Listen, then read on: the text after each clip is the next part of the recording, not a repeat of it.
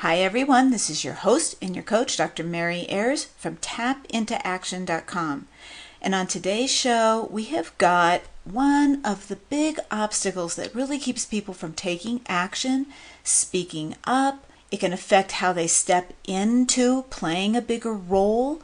It can affect how they set boundaries. And what I'm talking about here is being addicted to concern with what other people are going to think, what other people's responses are. I know you've heard this before from a standpoint of, hey, there's nothing we can do about what other people think. We don't have any control of that, so don't worry about the things you don't have control of. You know, I've said it a bazillion times. If we could do it that easily, we would. If somebody just said to you, don't worry about what they think, and you could walk away thinking, yeah, that's true. I really shouldn't worry about what other people think. I'm not gonna. It'd be great. You would be stepping into so many more parts of life because you wouldn't be worried about it. You would have the abundance you would want. You would speak your mind at work. You would set limits about what you could not do.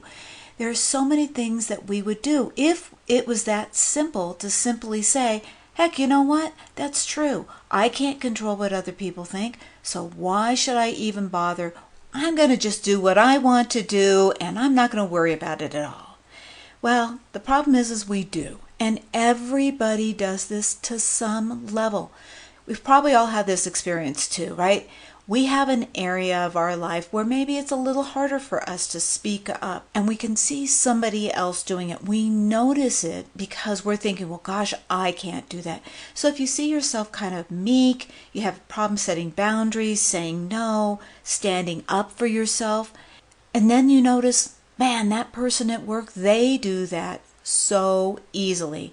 They're so good at being able to say, nope, not going to do that. They have no problem standing up for themselves, even talking back. Sometimes it can almost feel like they have no boundaries. They're the ones that you need to set boundaries with. We wonder, wow, if I was more like that, I wouldn't have this problem. So we are judging ourselves, looking at other people who are doing the thing more than likely that we are feeling comfortable doing. Maybe we don't even feel capable of doing. For some things, we can't even imagine that we would be doing. On this show, we're going to be talking about how we can really be stunted by being worried about what other people will be thinking or feeling or how they're going to respond. Or we get ahead of ourselves. We're trying to think of how they're going to perceive something we want to do or say. One of the things that does get in our way is because we're social animals. We need other people. We need to belong. We feel a sense of that community, a group. We want to be engaged with others. And from a survival instinct, that was important because if coming together in community, the chances were greater that you would be able to stay alive and that your offspring would stay alive. The population would go on. Now when we think of being part of a group, it may be true that our survival is not contingent as it used to be on our survival as far as getting to be fed and protection from nature or other tribes or whatever, but we do consider our survival in a different way, which is it's more of a feeling state that we're evaluating. In other words, if I do say something, will people turn against me? Will it cause a conflict? Will it call attention to me in a way that feels threatening in some way? How will I be perceived? How will I feel? Will I be embarrassed? Will I feel that I'm trying to shine too much? Our evaluations about what other people will say and do have to do with what we are perceiving for ourselves we can live with, how we will feel. What will other people say? We all know this. I mean, we all went through this in high school and growing up, and probably even still in some work areas, is that if I say something to somebody, will they then go and tell somebody else? And how will I look? Will I lose my job? Will I lose friends? Will I lose face? Will I be shunned? Will I be cast out? Will I not be included? You know, it's funny, even in groups that we don't really think, well, I want to be part of that group, the feeling that we get of being excluded is so ingrained. It is so part of our wiring that feeling is something that we want to avoid. Now, really what I'm talking about here is not the intellectual. Remember I started this and I said, hey, you know what, we all know logically that we should not be so concerned about these things. We're not talking about a logic. We're not talking about a knowing. We're talking about the feeling. In this area, there's some really interesting research. I know I've mentioned it before about rejection, but it's in the same vein. This has a lot of commonality with perception of being rejected. It is actually a physical feeling we have of being rejected, and to imagine an experience where we are being, again, rejected in some shape or form. We feel that pain in our body ahead of time, and our brilliance is we want to avoid the likelihood of that. And one of the ways we do that is we remember another time when that happened. We all have experiences where our inclusion was threatened. Nobody grows up, I don't think, without some experience of having been excluded or rejected, left out. The biggest thing is that it stops us. It costs so much for us to be stopped by this fear of what other people are going to think and how they're going to respond. It stops us in our tracks, and it keeps us from doing things that not only that we want to do, gets in the way of people having the abundance and the success that they want. I've worked with enough people to know that sometimes when we always broach this question, one of the things is, how will other people respond to it, so that we can work on those issues? And people invariably have lots of past experiences and future fears about how somebody will respond. Maybe it's the response to how much money they have, or what success they've achieved, or the advantages that success has allowed them, or losing weight. Each of those scenarios is one of which we are evaluating how other people will receive the information and can affect the actions that we take. The thing is this: what we are called to do, our purpose, our joy, our passion, will invariably ask us to rise above these purely survival instincts, because it requires us to be seen more, to put ourselves out there, to maybe take a step into leadership, or to take a stance, or to just step into the expanded version of ourselves. Yes, we risk more in standing out and being a change agent. It does require more from you. So what do we do? If you are somebody who's finding yourself really caught up in, I don't know what they would think of me, my success would threaten other people, my having boundaries would threaten other people, my having more money would threaten other people, the cost isn't just to you. The cost is to the world at large, because the world needs you. It needs what you have come to give. Other people need what you have come to give. So how do we counterbalance these needs to step forward, to step into our purpose, to step into our passion, to make a difference, to speak up? And I'm not talking about, that you're going to go into politics. I'm talking about even for yourself, wanting more in your family. If you come from a family of, I can remember once working with a gentleman. One of the exercises I had him do, you can do too, is imagine yourself where you want to be, whether that's with the money you want. For him, it was being at a great weight, eating healthy. And imagine yourself standing in front of a group of family and friends. So put yourself in front of a group of family, friends, anybody that you think that you may be concerned about how they would take this information. Put yourself in front of them. Imagine yourself coming into the room, making this announcement about, look, here I am, I just got promoted, or I just won the lottery, or hey, guess what? Look at me now, look how great I look. And feel what happens. Look at people's faces, see the look on their face. What is your reaction to it? How does it feel in your body? That will give you an indicator if you have a concern about how somebody else might be thinking about your changes or your success. We want to do some work on that, because I want you to be able to be free to live at the highest level possible. Be an example for others. You're creating a new program. You're breaking out of the program that was given you with its rules about what you should and shouldn't have and who you should or shouldn't be. To be the person you want to be, this version of yourself, it's a whole different program. You're going to be stepping out of it. And that's always going to give us a little bit of a run for our money. That's okay. That's where we bring our tapping in. Okay, so let's do some tapping around this. What is it for you? Is it a matter of saying something to a coworker about something that they do or they say, setting a limit, presenting an idea, going in with a new haircut, purchasing a new car, buying a new home? What would it be? What is it that you keep yourself from doing because you're imagining what other people will say, how they will respond to it? I want you to put yourself in that place. Take out an experience so that you can find something to target for us to tap on this. And when you do, I want you to give it a number. Think about it. See it in your mind. You're already making a movie, so now see it in your mind and give it a number. I don't want you to get logical about it. I want you to get feeling about it. The other way to do it is find a time when you had an experience, right? Go to the past of what experience did you have when you said something to somebody, they responded really strongly, and it still charges you when you think about it. No matter what you pick, I want you to find a number, though, for how it feels.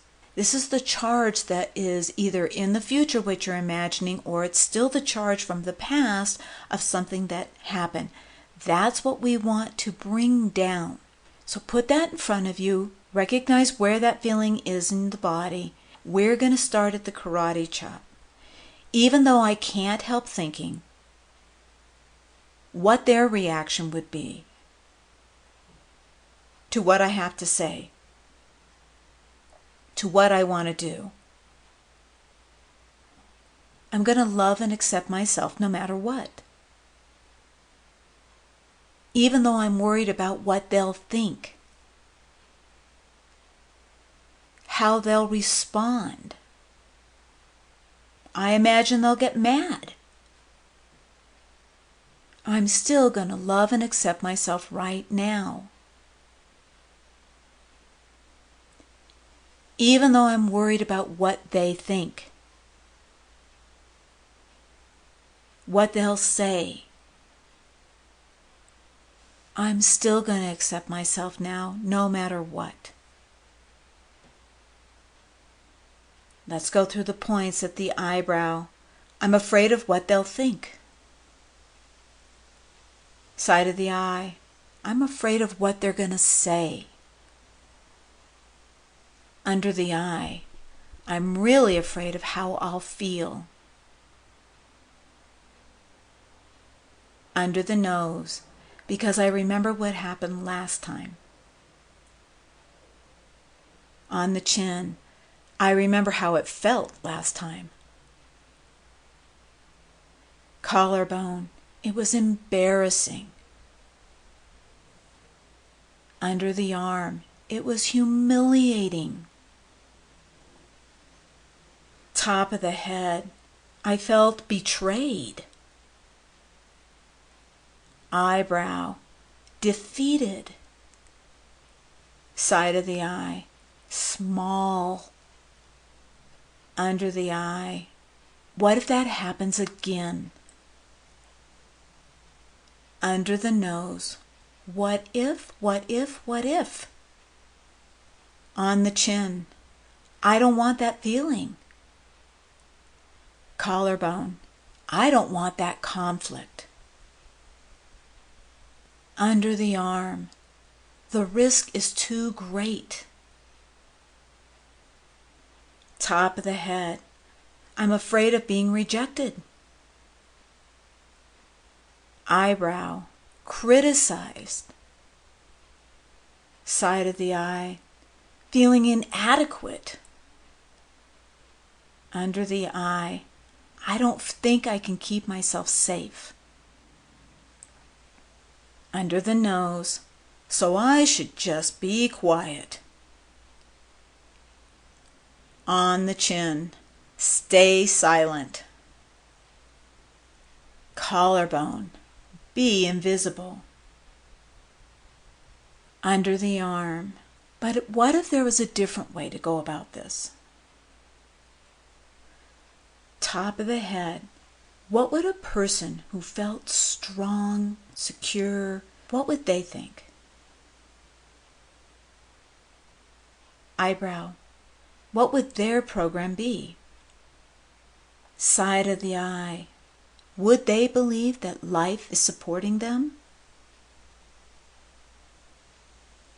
Under the eye, that perhaps they are worthy? Under the nose, that their value is not conditional. On the chin, that their deservedness is not conditional.